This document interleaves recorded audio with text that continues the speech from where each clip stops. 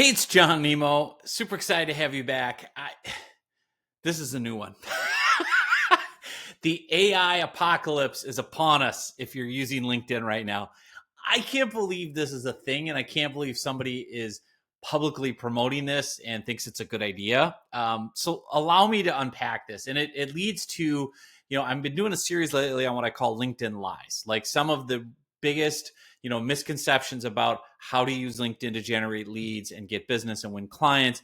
And this is definitely a hot topic, is AI and LinkedIn. And this one is new. So I'm always searching around for, what are people talking about? What are the quote unquote experts saying about LinkedIn? And this one came up and they're like, yes, you can use this software and this agency and you can rent LinkedIn accounts. And I'm like, rent? Like, what are we getting apartments here on LinkedIn? Like, what's going on? There is a company that has literally set up a bunch of fake LinkedIn profiles, photo, name, location, it looks like a real person. You rent these accounts, meaning they've already, got the account established on LinkedIn. It's all approved. It's published stuff. You basically rent the account.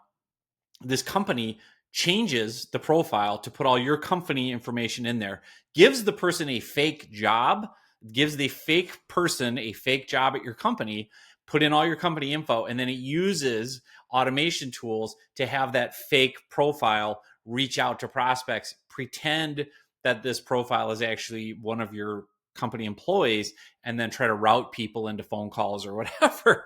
And it's like, you could rent up to 10 profiles a day, and we'll copy and paste and put all your company info everywhere. And it's just like, it's this classic thing I heard Gary Vaynerchuk say years ago of marketers ruin everything. And we're doing our best, I should say, not me, but like marketers are doing their best to ruin LinkedIn. And AI, the thing about technology that I've seen, and I'm old as hell, so I've grown through, like, I was born in 1975. I grew up in the 80s. I grew up with a typewriter. We didn't have a computer. I didn't get email until I was in college. The internet didn't even exist until I was basically in college. So I've lived through all these technological changes. And again, what I've seen when technology comes on the scene, social media, AI, email, internet, people are lazy. And the people forget a core component when they try to take shortcuts with AI or technology, and that is the human being piece of this. Every other person, if you're, for example, renting a fake LinkedIn account and messaging people, there are real humans, hopefully, this is the other funny part. What if you're just messaging other fake LinkedIn accounts? So it's like, but if you're thinking about how you use LinkedIn, the rule of thumb is always, how would I behave in real life? Would I talk to a person I met in real life this way? Would I spam them with offers? Would I demand they come meet with me? Would I, be pushy and aggressive? Or would I actually talk to them and qualify them and ask them questions about themselves and their business and see how I can provide value? And so again, what happens is people see LinkedIn and they talk and you hear them use phrases like connections, clicks, likes, followers. It's like, no, those are people, right? Those are business owners. Those are coaches, consultants. Those are, CFOs, and they're real people. And what we forget about when we race to use technology and AI and everything else is kind of the human element of it. And I think it's really, we're going to see kind of this backlash or whiplash in this AI era.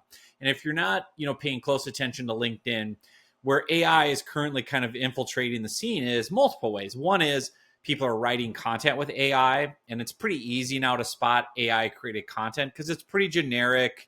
It doesn't really feel like you. It doesn't sound like you. It doesn't have that authenticity, those personal stories that really is what creates the best content. You also see a lot of AI comments. So random people will comment on my LinkedIn posts or articles with, just these very kind of generic comments like, your analysis of blah, blah, blah is spot on. It really is of keen importance to ABC. And it's just like, nobody talks like that. Like, if you follow comments on social media, people don't talk like that. They'll say something like, dude, that was really helpful. Or, man, I need to do that. Or, it's not like these business jargon filled commentaries. So again, all I'm getting at with all of this, the AI apocalypse being upon us with LinkedIn, and this series I'm doing talking about LinkedIn lies, is this idea that you can skip past the human being on the other end of the message, that you can skip past the human being that your fake profile is messaging. At the end of the day, and I really think we're going to see the pendulum swing back to this.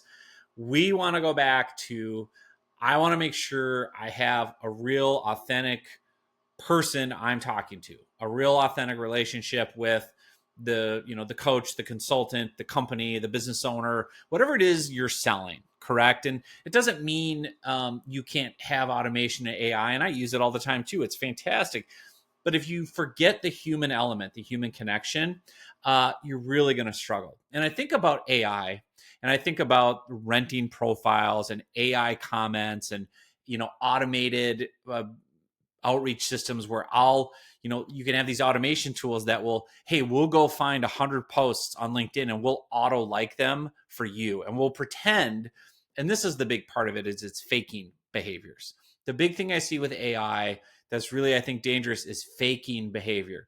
We're going to go like and comment and pretend we read this post and leave words and phrases or hit the like button because we're going to, people, I call it playing professional footsie, right? Like if they notice I liked their post, they're going to go look at my profile and they're going to hire me and give me money. And it's like, or people will use these automation tools of, hey, insert the name.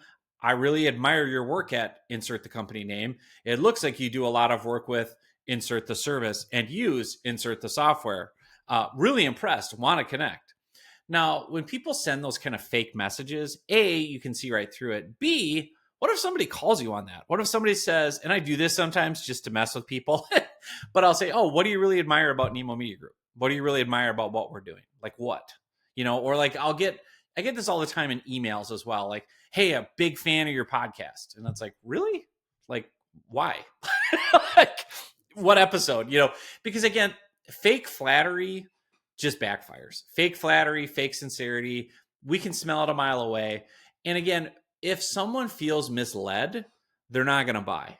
That's the other thing is, this kind of bait and switch mentality that you see with AI, with fake comments, liking posts you haven't really looked at, sending messages saying you admire someone or are a big fan of theirs, and you're not. You don't even know who they are. You're just putting that in there because some guru told you it works. You're going to get called out on that, and people are going to figure it out. Now, the reason people try all these tactics is because we all care about ourselves. I mean, literally everything I've done with my business, I built off one quote from the book, How to Win Friends and Influence People by Dale Carnegie, and he wrote it in 1936. I literally built my whole business off this quote because it defines everything. And the quote from the book is, your ideal client, your ideal customer does not care about you. They do not care about me. They care about themselves, morning, noon, and after supper. So if you want people to get interested, and Zig Ziglar said this too, he said, you can have anything you want as long as you help other people get what they want, right? It's this idea of if you can talk about what your prospect wants, they will pay attention, right? So if you come to me, John Nemo, and you send a LinkedIn message that says, hey, what are your thoughts on the Minnesota Vikings this year? What's your favorite Pearl Jam song of all time? And, how's Rosie the dog? I'm going to talk to you all day because those are things that I love and care about. I'm a long-suffering Minnesota Vikings fan. Rosie the dog is doing great, by the way. Pearl Jam is the greatest band ever, and Yell Ledbetter is my song. Although, I mean, I could go back and forth. But anyway, the point is, if you start talking about the stuff I love, I'll talk to you all day, and now I'll build rapport. Now I'll be interested in you and want social reciprocity. Well, thanks for reaching out. That was nice of you to ask about this. I see that you do blah, blah, blah. Like, that's how human relationships work. I think what happens when we have all this technology and all these tools and AI is we want to always be lazy and take shortcuts and go, well, how can I shortcut relationship building? How can I shortcut rapport building? How can I shortcut flattery? How can I shortcut sincere appreciation? How can I shortcut personalization? What happens is you go too far and you fake it.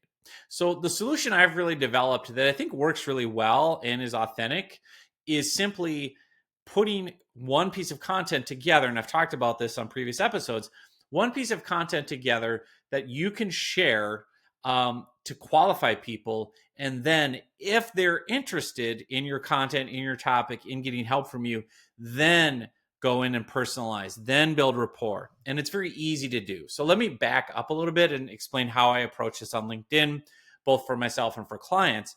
So instead of doing a bunch of fake AI where I fake like and fake comment on posts, I don't spend time trying to chase people down, right? What I do is you take your personal profile, you build a list of your ideal prospects using LinkedIn search, ideally LinkedIn Sales Navigator, because you can build these targeted lists, and you reach out to your ideal prospects because you can reverse engineer and say, I want this type of person with this type of job title who's been in their role for this many years. They work at this type of company in this type of industry. They have this many employees. They recently, did this or that. They went to college here. They live in this part of the country. Whatever it is, like you can get that nuance with your list.